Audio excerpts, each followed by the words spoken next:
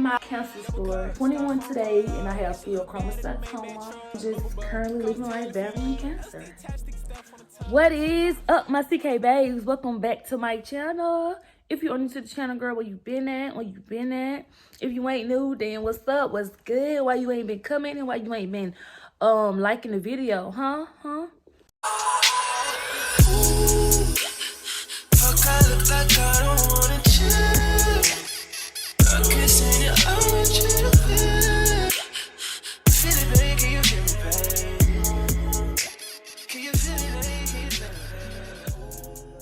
Yeah, but as y'all read by the title, let's just get into it. I just wanted to sit down and give y'all the full rundown of my cancer story. As y'all may know, I still have cancer. Some of y'all probably didn't know, some of y'all probably did know, but none of y'all really knew what really went down. So I just wanted to give y'all my cancer story or whatever. So yeah, make sure y'all come in and like this video and yeah, watch the full video. Okay, so some of you may know my story and some of you may not know my story, but this is my story. So basically, I was diagnosed with a cancer called pheochromocytoma in the 6th grade. How old you be in the 6th grade? Like 12 or something? So yeah, I was diagnosed at like 12 years old.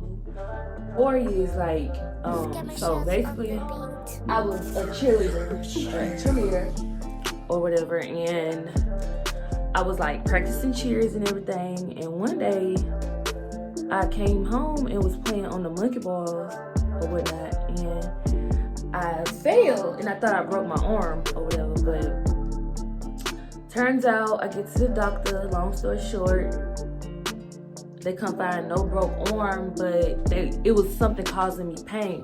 But let's rewind to back when I was a child. I had like super bad migraines, like horrible migraines. Like I would wake up out my sleep with migraines, just screaming. It was that bad. And then to the point where my daddy used to drive me to the hospital. And by the time I got to the hospital, they'd be gone. So it was literally like, what's going on?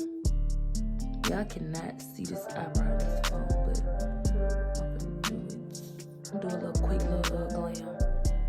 But yeah, so we that was like when I was a child. So as I got older, after the fall or whatever, they ran some scans and was trying to see like what was going on, and my blood pressure was like sky high, like super high, like, and that was not normal for a 12-year-old, you know. So ran some scans and everything. Like this was like, when this was going on, I was literally in ICU. It was so much going on to the point where they put me on ICU because they had to monitor me like real good or whatever. And they found 2 tumors. I had a tumor in my stomach. I don't know if y'all can see. Let me try to let y'all see. So this is the tumor that I had in my stomach. It was behind my glands. So it's like kind of in the back.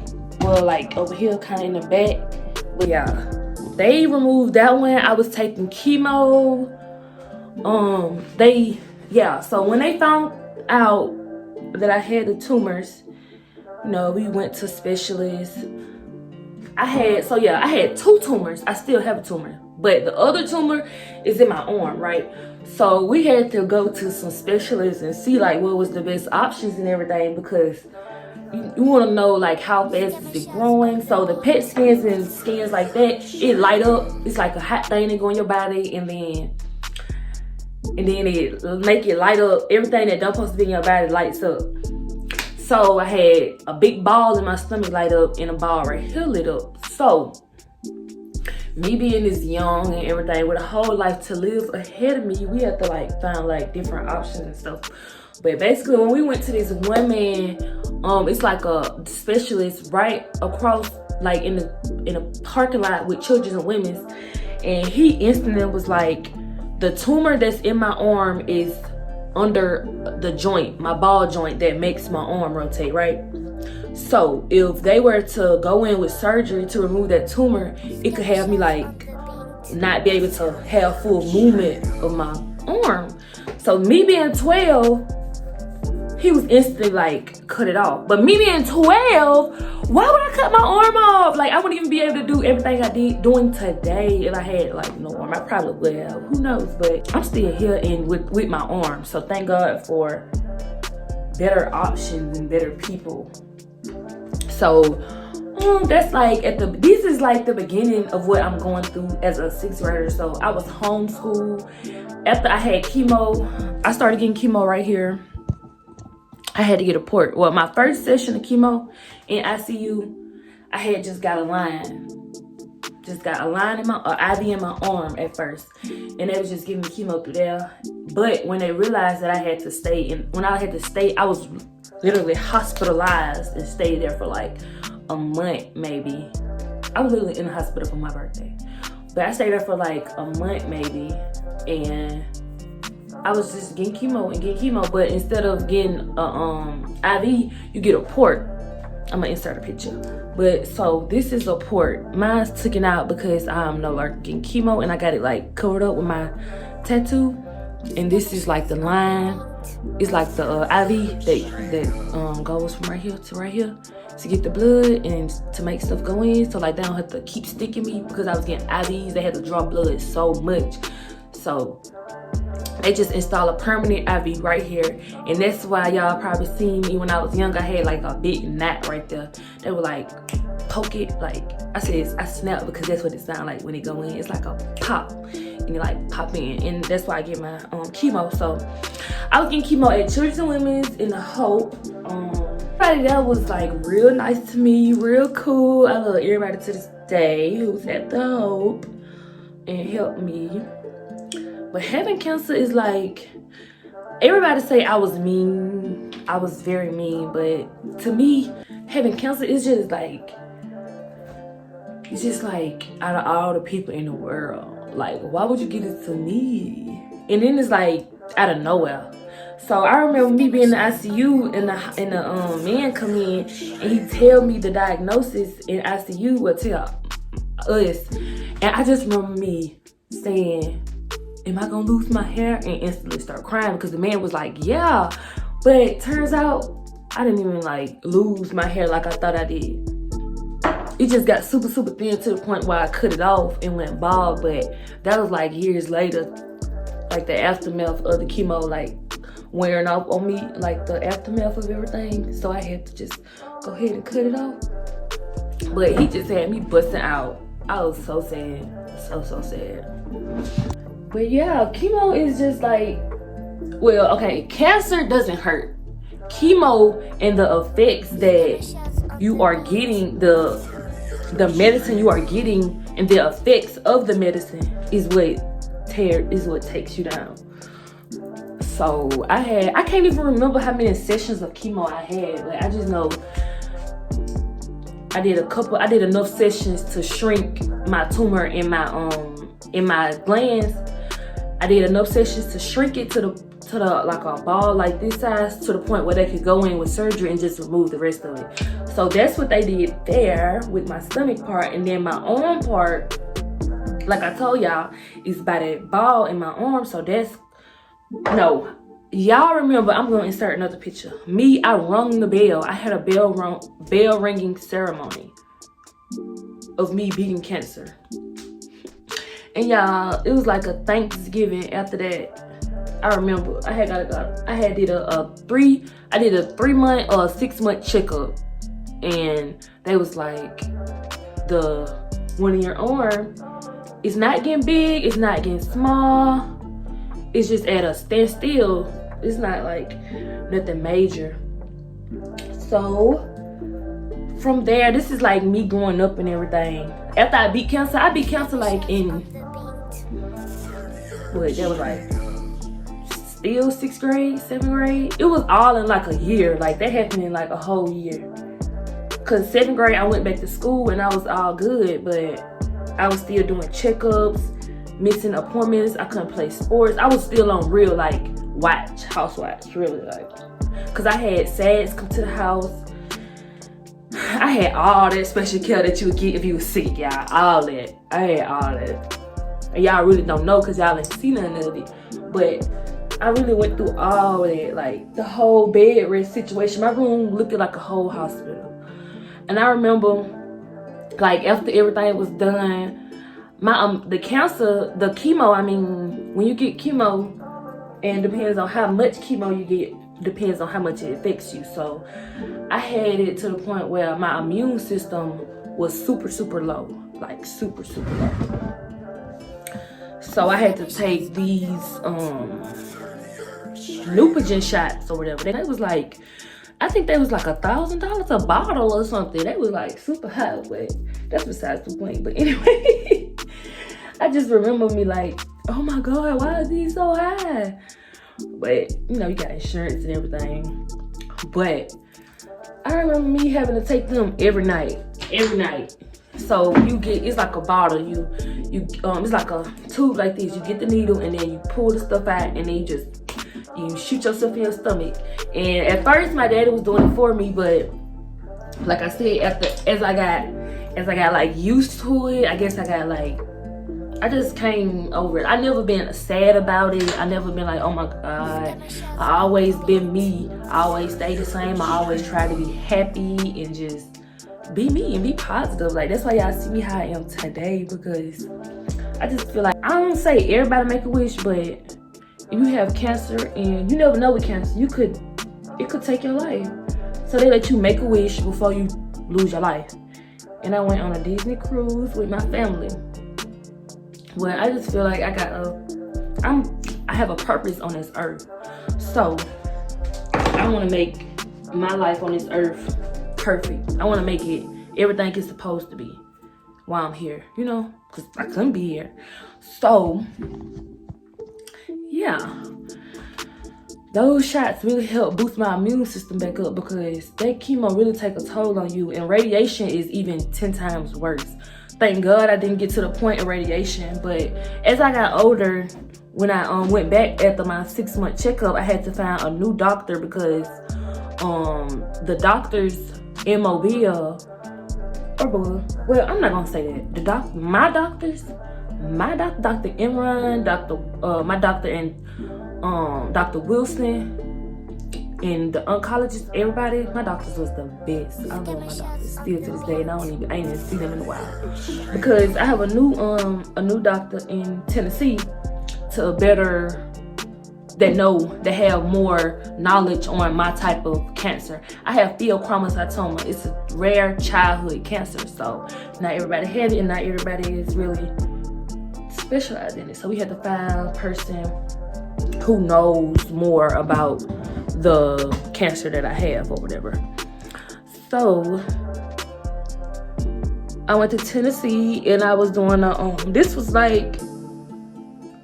went to Tennessee in maybe the 7th or 8th grade.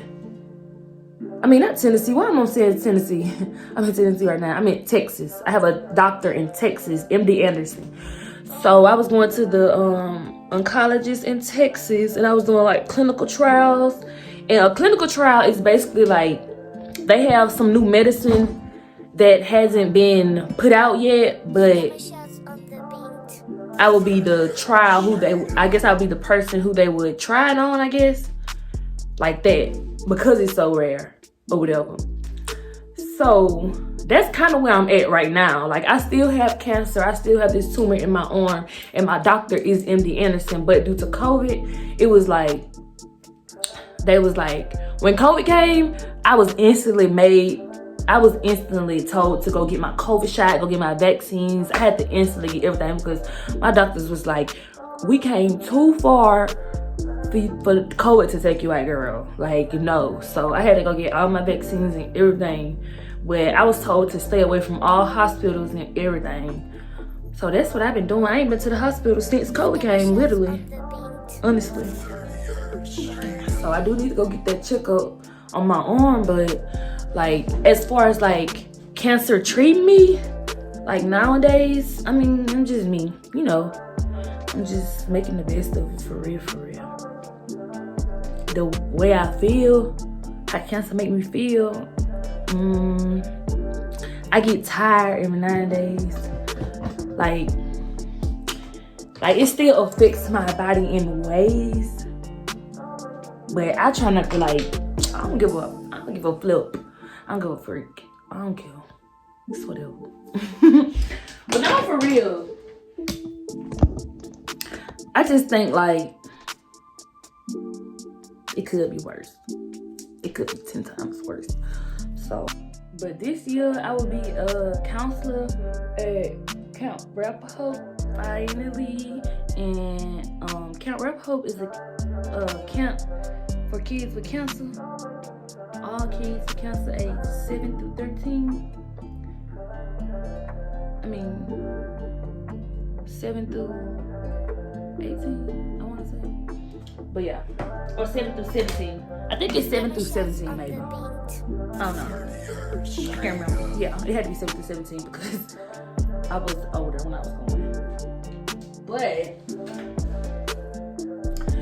that camp right there really helped me a lot, like going through cancer, because as a young child, I know like babies have cancer, like you can have cancer when you're a child, like you're a little toddler and you won't really understand what's going on. But I feel like having cancer as an adult is better, but having a cancer as a child, just like a teenager, I say, because I was 12 when I'm like 13, I guess. I turned 13 when I got out the hospital, literally. My 13th birthday is when I got out the hospital.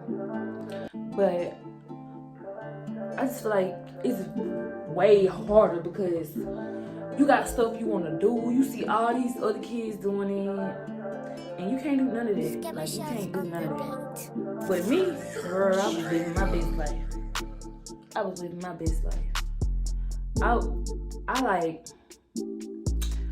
ain't gonna say I was spoiled, but my parents and everybody around me made the best out of what was going on in my situation. So I really didn't too much couldn't be sad about nothing. I had so much support and love around me. I couldn't be sad. I would be sad to myself or just angry because I was going, like, it's so many emotions, like chemo. I remember being in 6th grade, and when I went back to school, I literally had to be at the end of the line. I had to sit by myself in the cafeteria. I had to be alone because of my cancer. And it was like, no, I'm not about to do this. And it wasn't even coronavirus time, and they was trying to make me wear a mask. And me being at 12 years old, me being a pretty girl that I am, this was like very like hurt my feelings and everything. So I was homeschooled 6th grade. I was really homeschooled 6th grade. I didn't give a hell about school for real. For real. I had to like cover the toilet. I could not like even flush my pee down the toilet. It was like, I had to be real clean. Like it was a lot. Like, it's just a lot. And I don't think it's different for everybody, but I don't think people understand how different how mine took a toll on me, for real.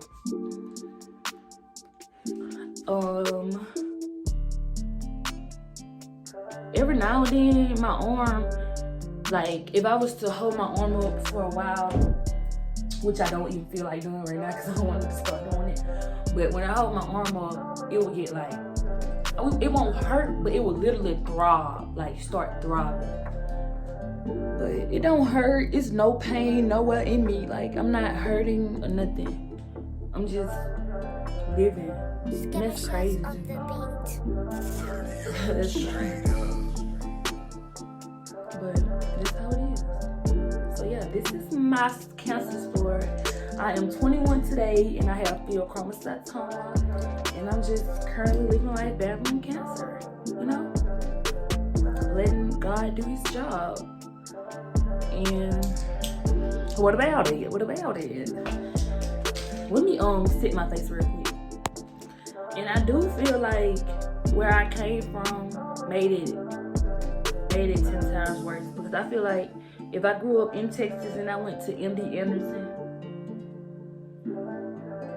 I feel like I would have been probably healed by now, who knows. But I just remember me getting janked so much for just having cancer. Like, that was so crazy to me, to the point where it didn't even bother me. Cause I grew up with a 2-parent home full of love. Y'all listen to me, you know what, like, full of love, full of everything. So I never grew up with hatred in my heart. I got 6 sisters.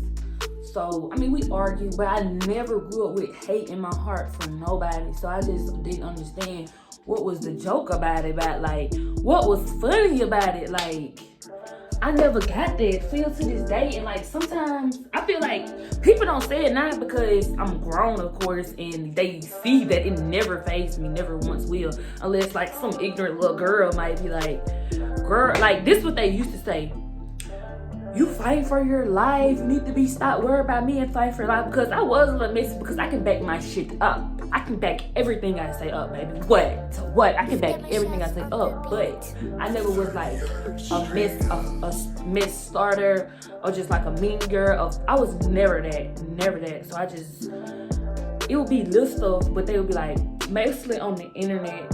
Like, nobody never said that shit to my face.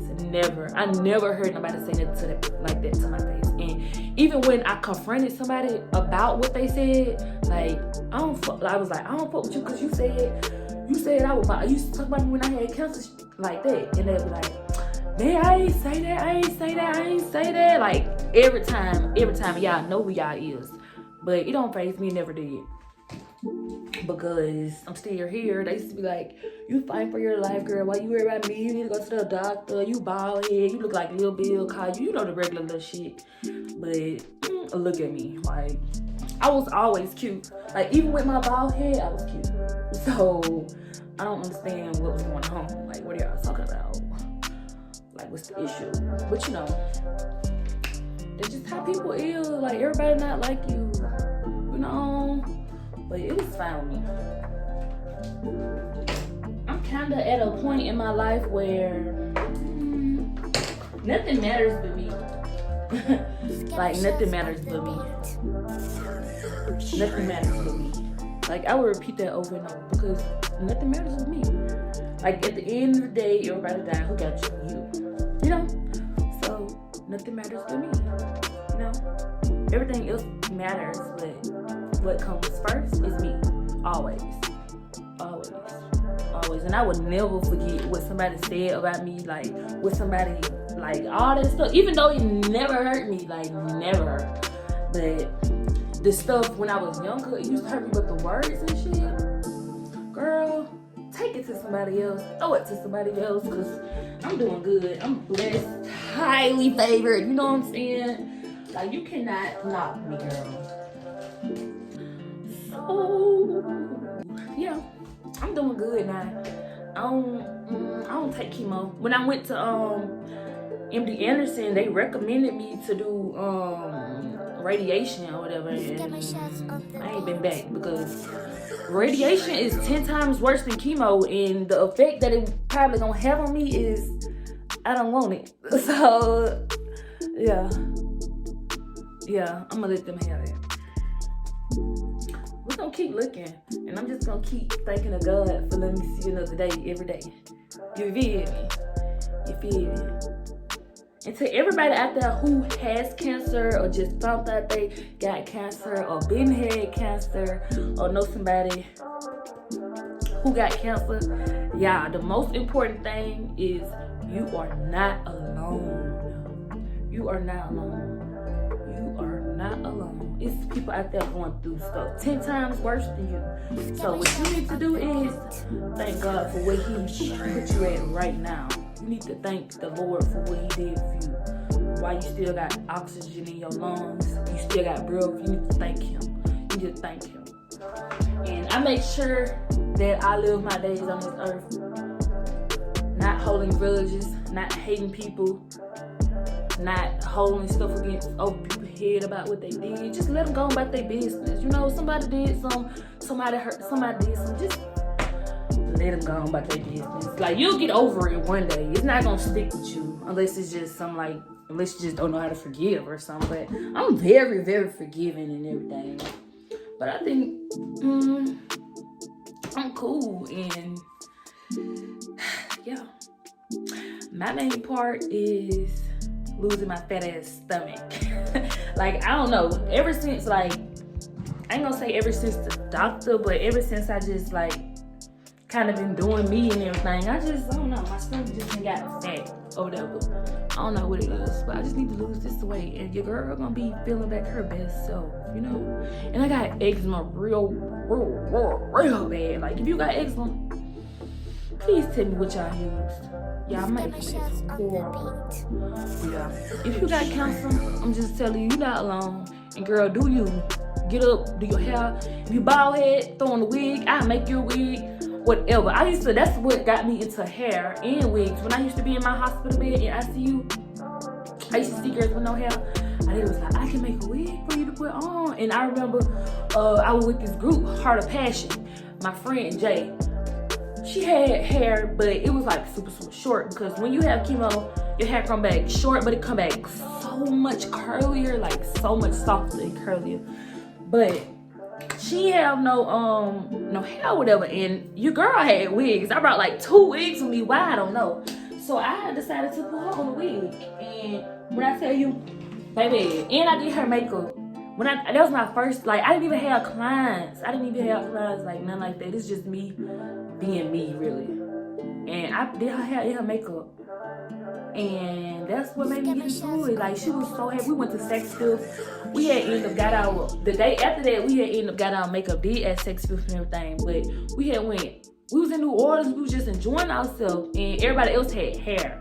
Even if the girls had short hair, they knew how to like wear it. They was confident enough to wear it, but she probably wasn't confident enough to wear it. So I tell you, baby, she was feeling herself. She still got some pictures on her Instagram to this day, and that was like when we was in like 6th or 7th grade.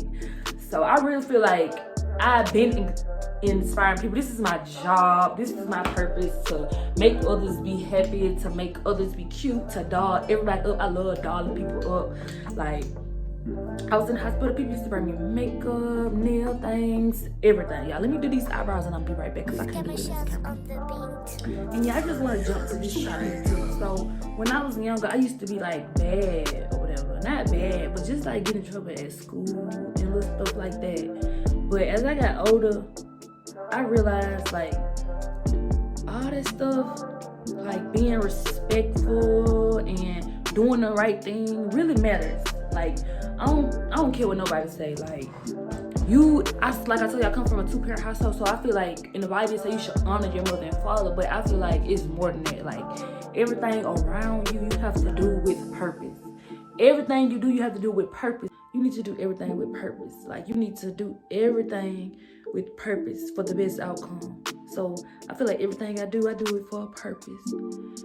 I respect my mom and dad. As I got older, I learned that, like, I feel like as I got older, I became way more sweet and understanding, because I am understanding, and I'm understanding that I could not be here with my mother and parents. And the love I have for my mom and dad is because the way that they took care, like, it's their job to take care of me, but I don't know. I just feel like I had the best support in having cancer, like the best support. Like, it wasn't never on no sad shit. It was never on nothing like that. It was just a breeze. Like, I'll forever be happy and grateful and spreading the love that they gave me. I have no choice but to hand it off to other people. I have no choice but to give what I know and how I feel to other people, because all this energy gotta go somewhere, and I just love making other people happy. So with that being said, make sure y'all like, comment, subscribe to my YouTube channel and get my views up. And I hope y'all like this video with my cancer story. Let me blend these eyebrows out, put on my blush. Yeah.